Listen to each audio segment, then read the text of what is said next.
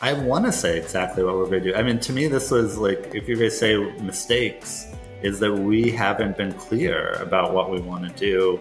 Get on your game now.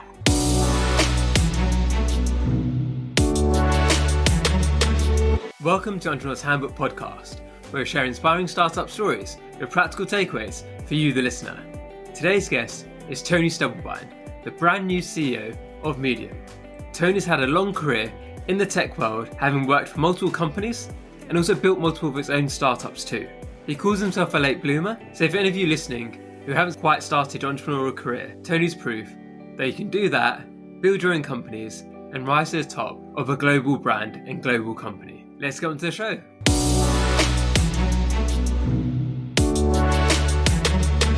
Welcome to Entrepreneur's Handbook, Tony. It's a pleasure to have you on. Well, thanks for having me. I'm glad to be here. So obviously you were in the news recently because you've become Medium's new CEO. Congratulations. Yeah, thank you for that. I'm super excited. As you know, I've been part of Medium for a long time. And it's like, whoa, now like everything that I wish they did, I get to like help make it happen. So it's a big deal. So who's Tony? Like, where did Tony get into entrepreneurship in the first place? Like, what's your story? Yeah, I mean, when I tell this story, I like to just say like I'm a late bloomer because I like really resonate with people who are late bloomers too and feel like they're behind. And I don't want anyone to feel like they're behind. So you don't have to be Mark Zuckerberg at age 24. So I have a long career in tech, and it started in a really boring way, which is I graduated with a computer science degree, and I just thought I want a job that makes me comfortable. And I didn't understand how boring a comfortable job was and how unsatisfying it was to take this, thing that I was passionate about, programming, and do nothing with it and not to make the world better in any way. And so it just sort of was like crawling out of this hole, trying to find more and more interesting work. And so I was very corporate, boring. That's why I keep saying boring. It was very boring. And I got a much more interesting job at O'Reilly Media, which was at the time like the big force in tech media. Like every programmer got their job done with a bookshelf of O'Reilly books on their desk. And that was sort of this transition point for the web where like so much of what we call Web 2 was like coming online at that point. And, at some point it dawned on me like, wait a second, I'm working for a book publisher, a print publisher, and they do a lot in tech. But if I really love this, I should go somewhere else. And so that led to a startup that I went to join. And it's actually that's the connection to Medium. The startup was Odeo, a podcasting startup. The founder was Evan Williams, who's also the founder of Medium. And, and what I learned there is when you're at a startup, it's so easy for your work not to matter, because I put all of this work into creating a podcast directory, Odeo, which then we walked away from because it wasn't a good enough business to justify venture capital. We had one little win while we were there, which is we prototyped Twitter and then spun it out into its own company. Twitter did okay in the end, didn't it? Yeah, that did okay. But like my day-to-day work, I was really sort of unsatisfied with the outcome of it. And so I had a period where I was avoiding venture capital, where it was like, all right, I want my work to matter. I want it to be interesting. So I need to be in control. And that's the answer to your, how did I become an entrepreneur? Is I was just like, I don't know how to start a company, but I'm just going to do it. So I had a little bit of an idea. It was like, it was the age of Facebook. And I was like, what if anyone could create their own mini Facebook? And so that was the idea, like create your own social network. But then I didn't know how to make money, and I went looking for a market for it and ended up finding a really nice lifestyle business in conferences. So a pop-up social network that was a replacement for an attendee directory so that you could meet everyone, ahead of time. So it wasn't like you walked into a room and you don't know anyone and you're not sure who you should talk to. It was a really powerful addition to conferences and a completely acceptable business, I guess. And it was a good way to dip my toes into what it means. I mean, at that point, I'd only been an engineer and an engineering manager. I had never built a product. I'd never marketed a product. I'd never done sales. I'd never done support. I never had to make payroll. And like all of those things, I learned how to do it at that company. That's the journey that led to becoming an entrepreneur. Yeah, and you started multiple companies, right? So the conferencing company was the first one. But then for a long time, recently at least, you're doing Coach Me as well. Well, I just had an idea that was bugging me about helping people achieve their goals. And I wondered, could you bring a real force for a positive reinforcement into the world to help people shape themselves into who they wanted to be? And again, I ran into Evan Williams, and he was like looking for a project to dig into. And I was like, I've got this idea. I don't know if it can work as a business. It's pretty like wild. And he's like, I love it. Let's try it. And so basically at the same time that Medium was starting, it was getting started out of this incubator, a fund that Ev was the primary investor in, Obvious.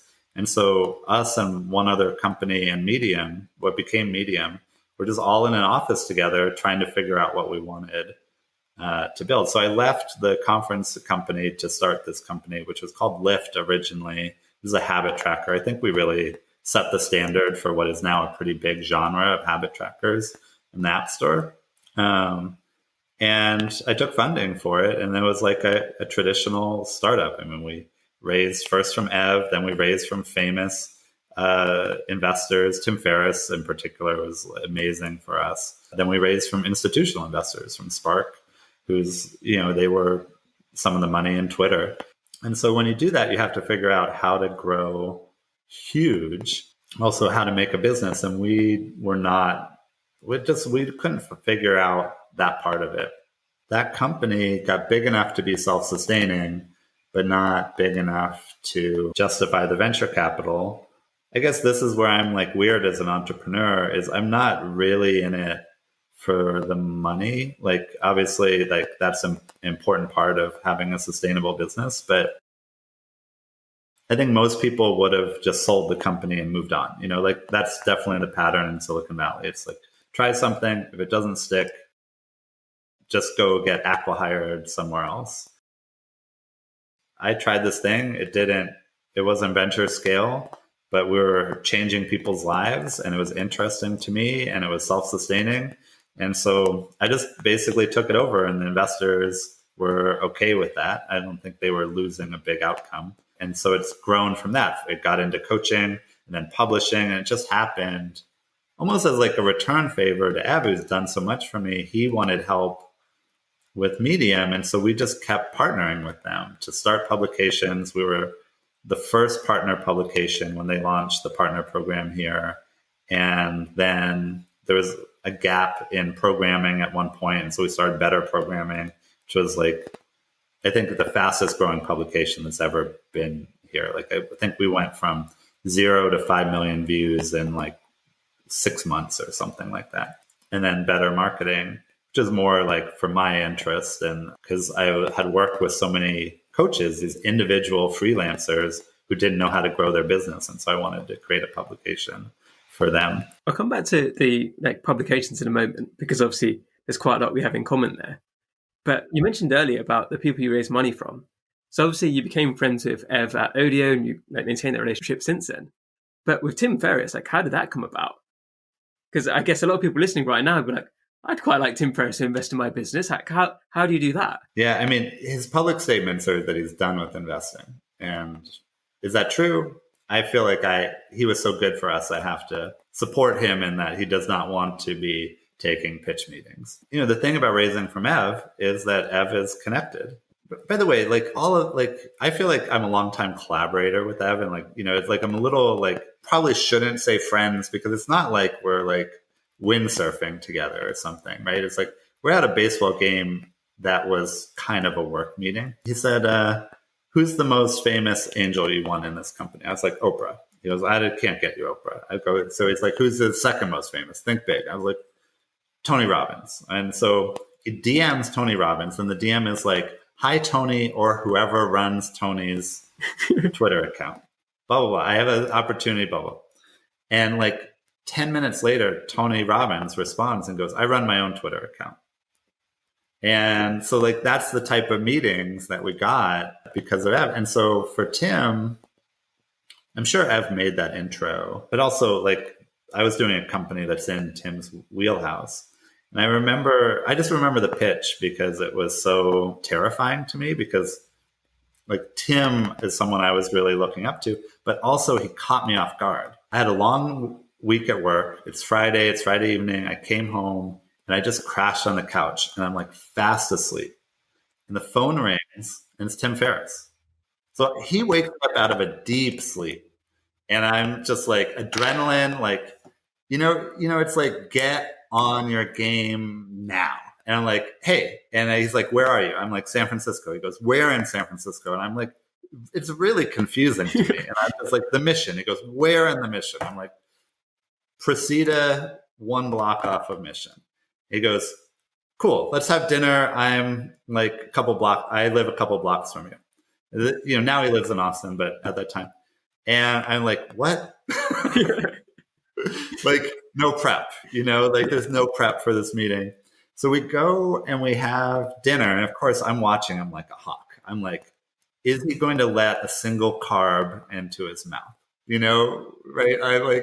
I'm pitching him, but I'm also like, who is this guy for real?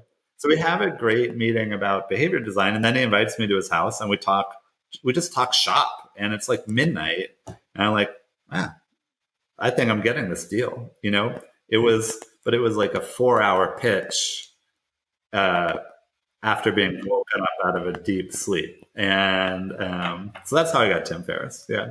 So Tim does everything with 4 hours there then? That's exactly right. So you mentioned the publications, obviously. So Entrepreneur's Handbook is very similar to Better Marketing and Better Programming, and they both have the same relationship with Medium. But like as we had talked about earlier, for some people, they don't fully understand what Medium exactly is. So like as a new CEO, what would you tell people who maybe don't quite know what Medium is? Place to find great ideas and great information. And the way that we do that, and this is, now speaking more to potential writers, is like we try to give great publishing tools and have systems in place to help promote the best stuff. So if you come here and you don't already have an audience and you write great stuff, then we want to be able to make sure that stuff gets read. It's hard.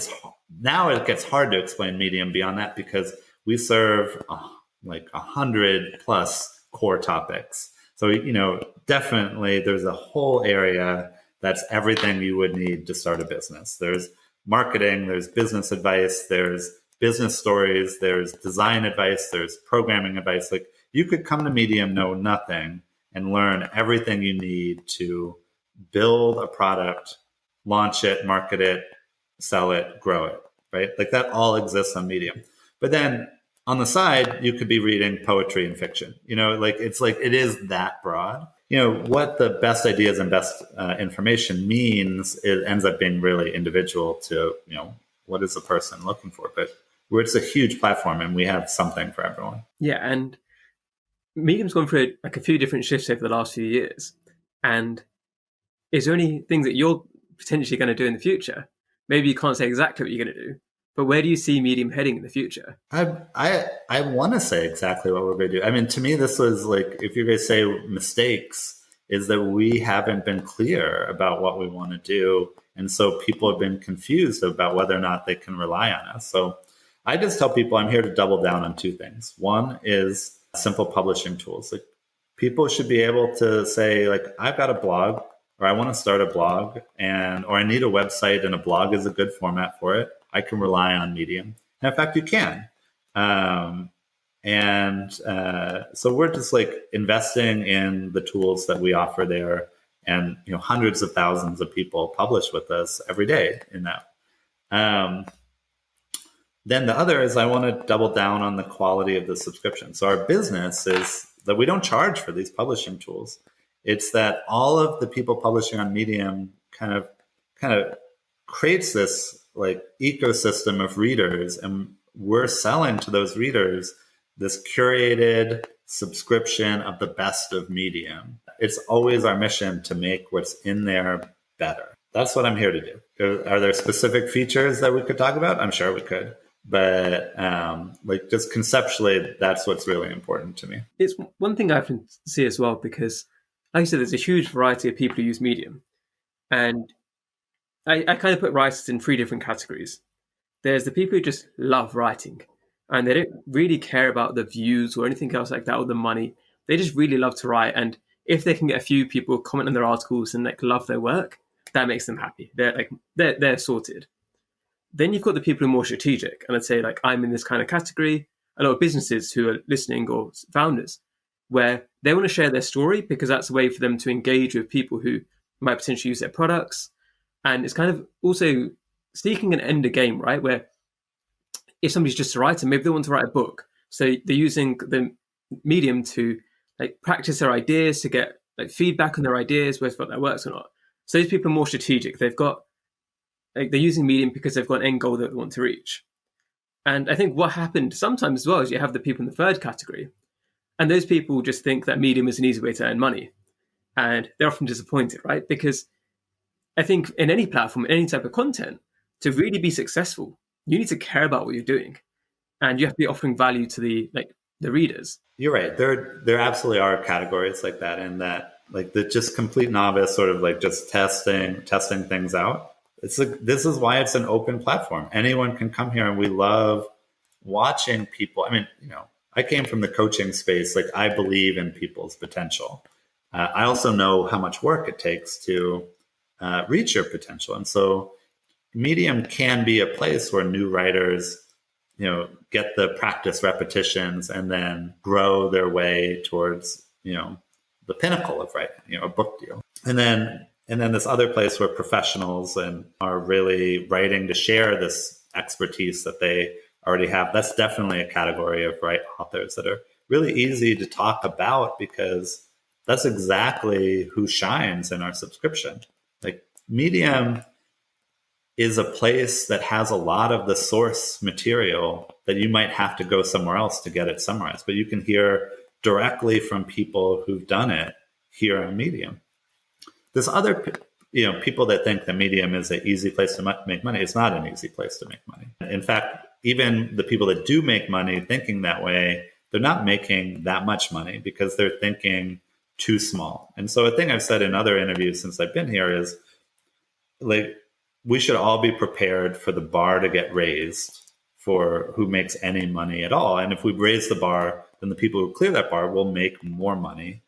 But you have to be thinking in terms of, well, how do I become a better writer? Well, it takes work. Your research has to be better and more in depth. Your life experiences that you're drawing on have to be more interesting. So I think I'm trying to prep people for that. And it's really Zuli on the platform who I thought had this really good explanation, which is the big payoffs aren't ever going to come from Medium. Because if you're a great writer on Medium, a book publisher is going to come and give you a book deal. And then that book deal is going to lead to other opportunities. So it's like, and that's always true in writing. It's like writing, it'll pay, but it raises your profile to the point where other opportunities show up. And so like I've closed business deals because someone had one of my books on their desk, and like that, the business deal was the payoff, not the royalty on the book. Yeah. And it's exactly the same for me, right? So I started writing on Medium in January 2020, and it was just a New Year's resolution thinking I was reading so much. I was like, I want a productive little habit. And I was reading all the kind of personal development books, all the self-help books, but I was like, I didn't agree with all of them. So I wanted to do is like process my own thoughts. And I never thought that it would end up me sitting here right now and interviewing the CEO of the company. The second time you've done that. You've interviewed. Yeah, exactly. Yeah. And like this to me is the payoff. Like the amount of people, incredible people I get to speak to every week now because I started writing. I've earned money from Medium. I've done like fairly well from it. But the amount of money I can earn because of the potential, because of my now network and the people who come to me who want to speak to me is like way higher, like 10 times, 100 times higher. And I think I had the same mindset that maybe people had when they first on the platform, thinking, how can I make as much money as possible from Medium? And as you said, it's a wrong mindset. And for all the businesses and the founders listening right now, like I know a lot of people who, for example, who publish Entrepreneur's Handbook, who don't even turn monetization on because let's say you can make a couple thousand from Medium. But what about if you write an article and you get 10 customers from that, or you get 100 customers from that? And those 100 customers are now in a recurring subscription, and that brings you in tens of thousands in the future.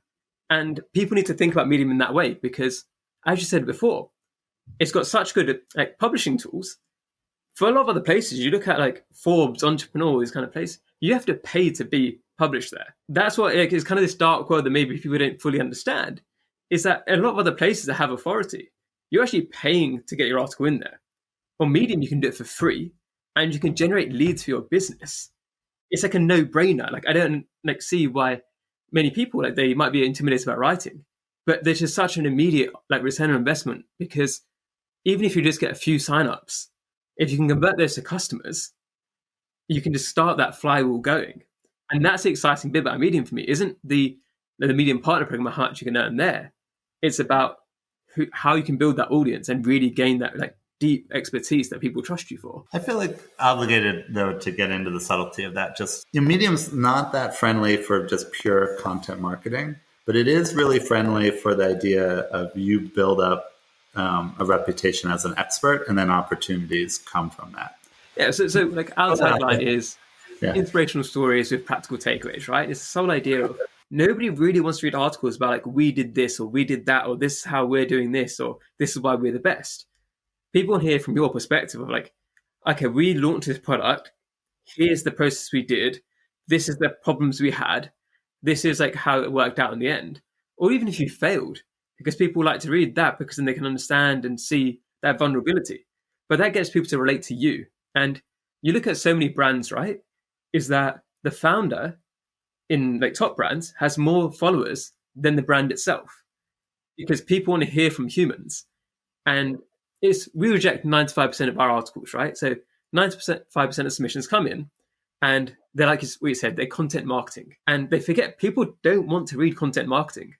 They want to hear stories, and they want to hear expertise. They want to hear something actual meaningful. And the other problem we often see is that people write everything from a second person perspective of you need to do this, you need to do that. And nobody likes to be shouted at for the entire article, right? You need to have a blend.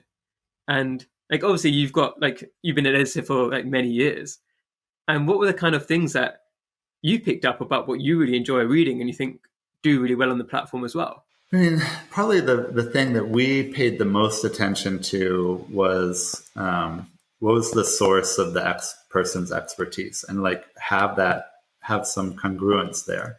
So a person that only knows their own experience should not be writing in the second person. You should do this, you should do this, you should do this. They don't know, right? But on the other hand, as you say, a firsthand experience can get at the story of failure, right? Because when you read some major piece of advice like Pomodoro or getting things done, right? There's always some part of you that doubts, well, does this really work? And so to read people's kind of failure stories, actually can be really informative. And so we always tried to get that expertise. And then if you have no expertise, that's the thing we're trying to avoid. Just why are you telling people what to do? You haven't even tried it yourself. You have no idea if this works. It sounds like it'll work. That's the only thing you have going for it. There's actually, that's that non-expertise is kind of the power of human creation, is we can throw that stuff out. And then the other thing, and this is something that I had learned all the way back at O'Reilly, is what we called empathic tutorials, so that you know enough to know how the advice you're giving is going to get misunderstood or misapplied. And there's a book series at O'Reilly, The Missing Manual, that was it was the For Dummies series, but so much more smarter. And it just completely understood this person's trying to learn a piece of software, and we're going to make sure that they're able to learn it.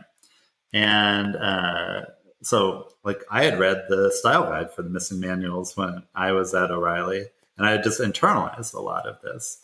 And then I had talked to the editor of the Missing Manuals, and she had told me something that stuck with me, maybe for any writers. She said, I'd asked her, if I want to be a better writer, who should I read? And she said, you should read Mark Bittman. I was like, Mark Bittman, the cookbook author? She goes, yeah.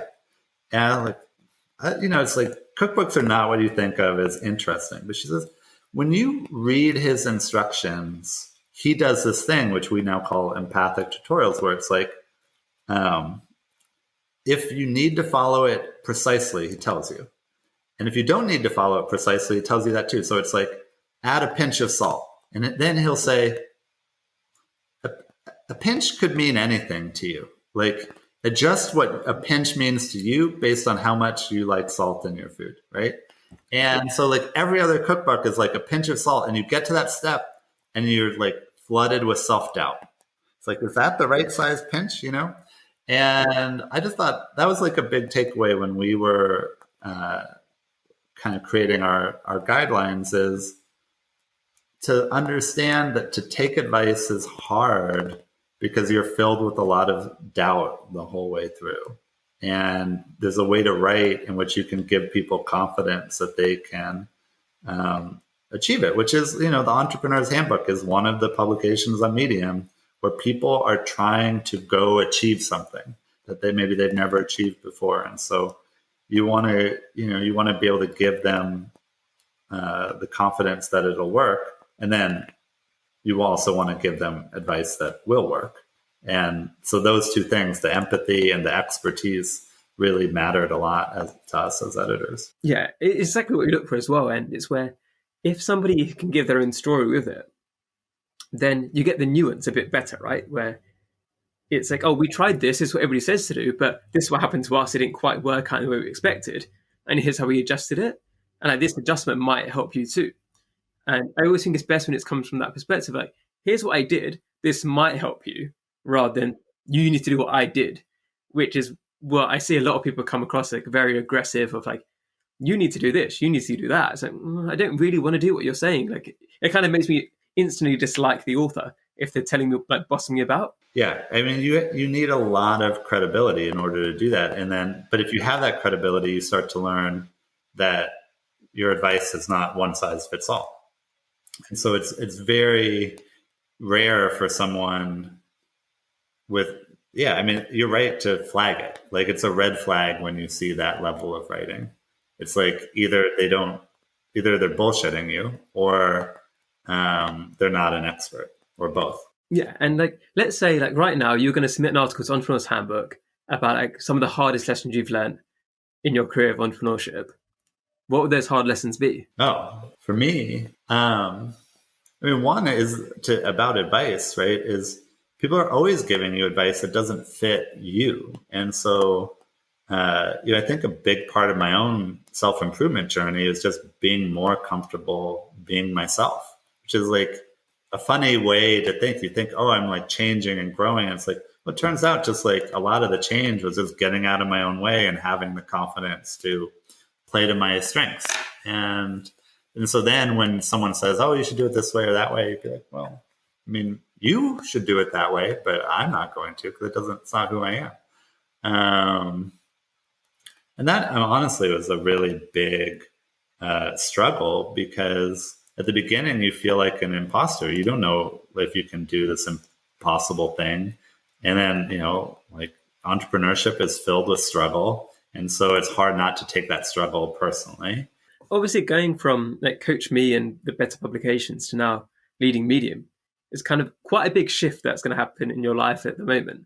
What excites you the most about that? And what also are the things that you want to work on yourself because you want to make sure that you're doing the best possible job? I mean, mostly I was attracted by the opportunity. Like, I'm just in awe of what Medium is already and what it could become. And I had never considered that I would ever be the person carrying this much responsibility. I mean, certainly, Coach Me was a successful company that was doing serious work. I mean, I know what it is to have someone tell me, your work changed my life. It was a very powerful message to get from one of your users.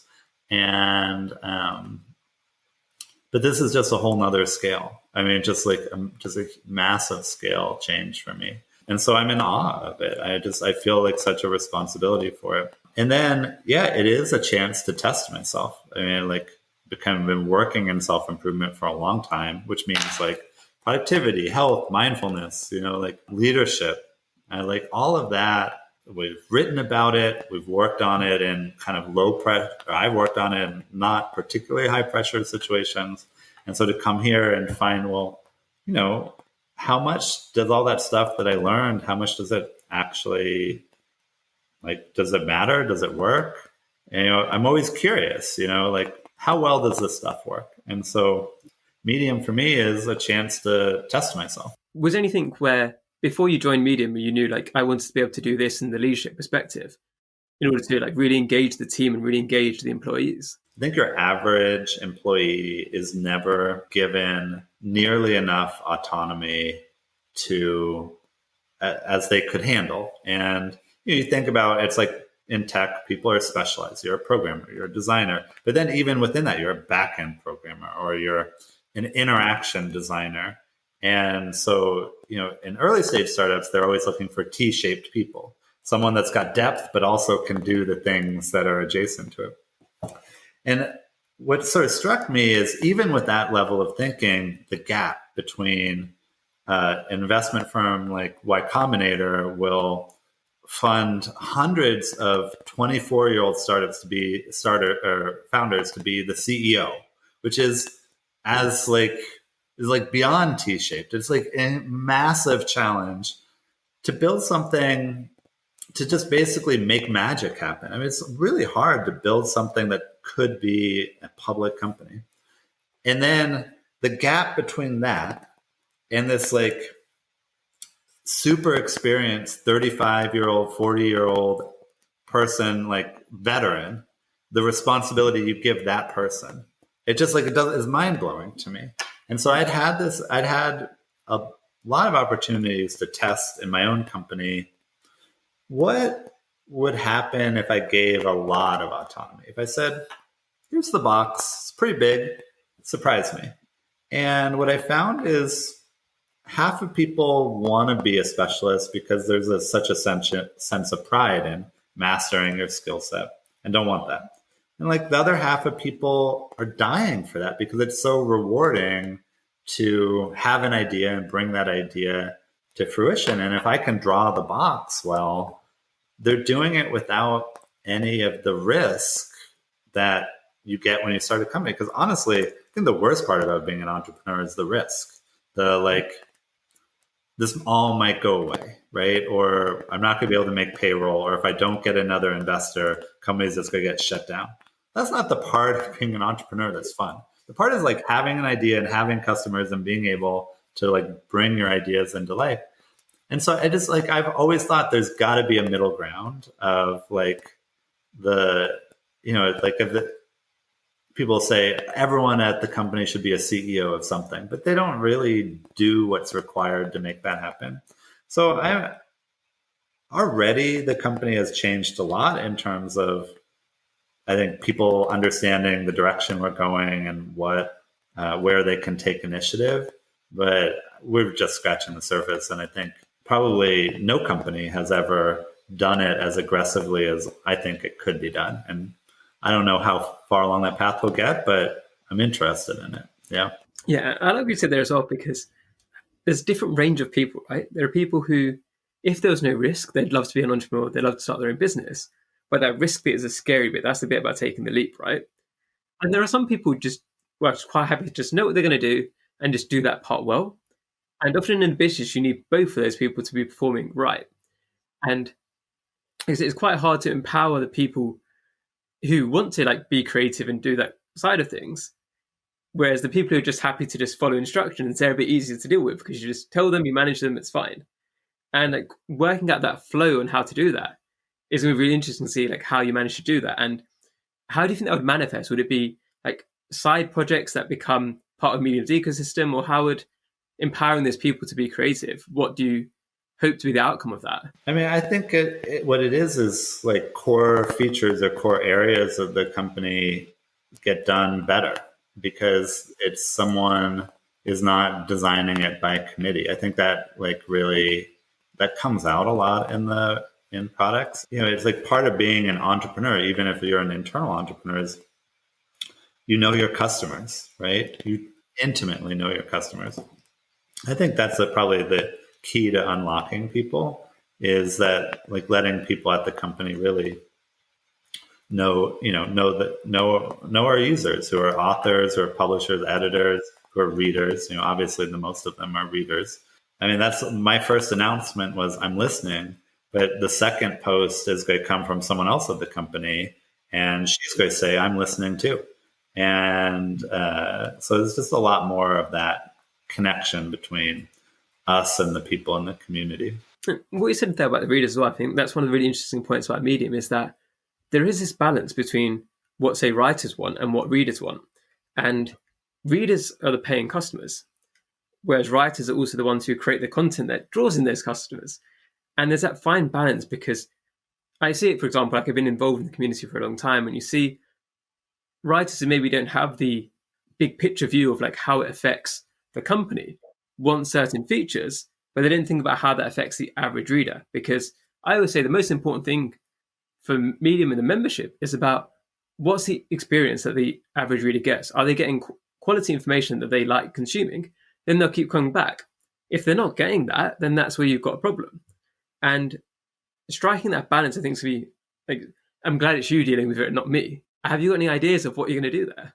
I mean, just the hardest part is actually to like walk through the etiquette of how do we talk about this, because and I think Medium has never really framed this well enough for the authors. So here's the example that like puts me on edge: is someone I don't know their writing. They say, "Why won't Medium pay me what I'm worth?" And I think, I don't want to be the one to tell you what your worth is. What if I disagree? Like I don't want to be in a position where I'm hurting people that way. And so what I realized is we've just never said our job is to manage the subscribers' money in a way that makes the subscribers happy. Like we're distributing money from the subscription for the benefit of the readers. And it's about the readers. And I never, like, no one here looks at an author and judges their worth. It's like either we have an audience for you that sustains you, or we don't. And so if you're not getting paid what you're worth, the issue is not you and your worth. The issue is that we don't have an audience for you yet. I think that's worked a little bit better, because it just like it gets the conversation out of, it's less personal. And I think that's probably what's most important to get across to authors here is we're trying to serve our readers. If we can't pay you what you're worth, then like that's just the unfortunate fact of the moment. But maybe down the road we will. And then also, as we were saying at the beginning, dude, like the writing you do here should pay off for you in multiple ways. Like I often tell authors that get paid more than once for your writing. And the thing I often tell people as well, come to me, is that how can what you're worth is what readers are willing to pay. So if people aren't enjoying your stuff, then you can't say my writing is worth X amount or that amount, because it's all objective. It's all subjective, right? Where it's, if people aren't enjoying your work, if people aren't sharing it, then maybe it's not as good as you think it is. And it's a difficult pill to swallow. And I've had to swallow that pill myself when some of my articles weren't doing very well. It's not Medium's fault. I see it as like, okay, I need to be more engaging. I need to improve my craft. And there is a struggle sometimes where I think sometimes people see Medium as an employer, and it's not. It's not at all, right? It's a platform that writers can potentially use to make money, but Medium is not paying you, and Medium is not your employer. They're not hired you. And if you want that kind of a job, you can get it. You can find it. You can go and write for somebody like these different publications. But then you're also going to not maybe like their standards, that they're going to not let you write about whatever you want. The great thing about Medium is that you can write about whatever you want, and as long as it's adding value to people and it makes them engaged, you can earn money from that potentially. Yeah, I think people. I mean, this goes back to raising the bar, and the bar is like there's actually a fair amount of work that's required to make money as a writer, but everyone's capable of doing that work. No one should be afraid of it. It's just, I want to set people's expectations. So as you say, you could get a job as a professional writer somewhere.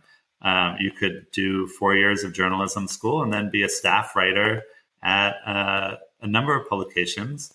And like, even just that, it's like someone, if you've been a writer for 2 months and you expect Medium to give you a full-time job, it's like nowhere in the world is that the case. And also have higher standards for yourself, like aim higher, because 2 months of work is not a lot of work in the grand scheme of things. And so I'm hoping that we get a little bit more clear about that. So then that we have authors kind of at the beginner level who are, just starting to learn how to be a kind of a public writer, that there's like a career trajectory. Like there's milestones to shoot for. It's like, you come here, you publish for just yourself, then maybe you get into one of the publications, then you get curated more often, and then you get the occasional hit, and now you know what a hit feels like. I mean, that could take a really long time, but why is that a bad thing? I don't think it's a bad thing. I mean, as I said, I'm a late bloomer. It took me a long time to myself, and I appreciated that whole journey. I think about it, if you imagine in terms of like any other type of creative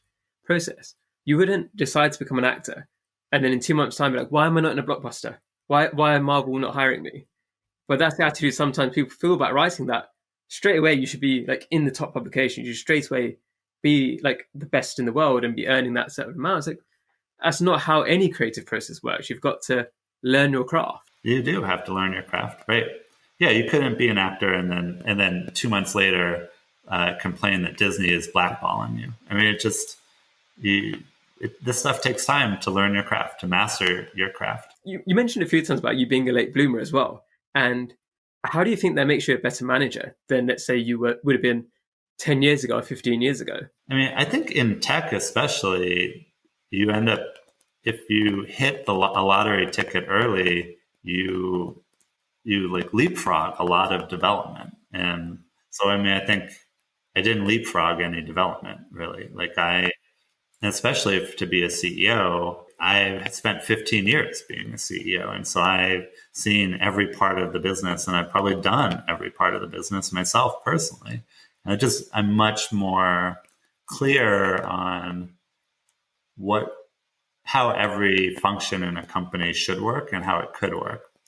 No, there's a part of this job that is a learning curve for me about managing a larger company, but I still have like such an ingrained sense of what every department should be doing and how it could be done, that, and if you leapfrog, then you would sort of just know, like, I know how to get to product market fit, but I don't know what happens around me at that point. And so that's probably the main thing that I picked up by having taken a while to get here. So we often like have people who write for us, for example, who say the urgency of like quitting a job and making the leap. And what's your kind of position on that? Because would you say like working for other people obviously helps you a lot in your career and to maybe become a better founder, and you did become a founder? And like, what do you kind of advise people, let's say somebody listening right now who has an idea, but they're not sure they're ready yet? Would you advise them to like work on the side on it? Or would you say just take the leap? Yeah, I mean, there's a couple of pieces of advice. I mean, one is I've come to just be encouraging, because almost definitely the idea is bad. And if you're experienced, you'll see that right away. So it's like someone comes to you and says, this is this idea I'm really passionate about.